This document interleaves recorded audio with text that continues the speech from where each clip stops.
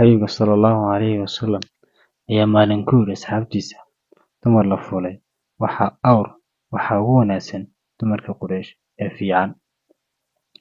Ilmahooda yar ayay u naxariistaan, ninkoodana kuma dhibaan hayntiisa. Dumarka Quraysh kuma gaadhin heerkan nadaafad, inkastoo ay muhiim tahay.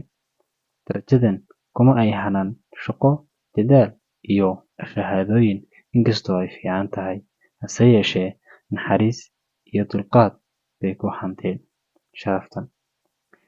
U naxariisashada ilmuhu haddii ay tahay abuur, taasiyiguna waa dhaqan iyo barbaarin uun.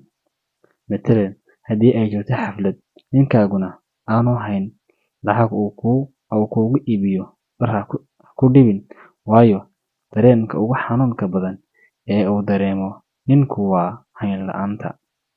Ninkaaga ku qaado hantidiisa yar, adiga oo u muujinaya farxad iyo inuu ku taray wax badan. Ha isku mashquulin nolosha dadka kale ee taada diiradda saar. Saaxiibadaada ninkeedu haddii uu fasax kasta dalxiis geeyo, ninkaaguna aanu awoodin, maxaa iska kiin galay?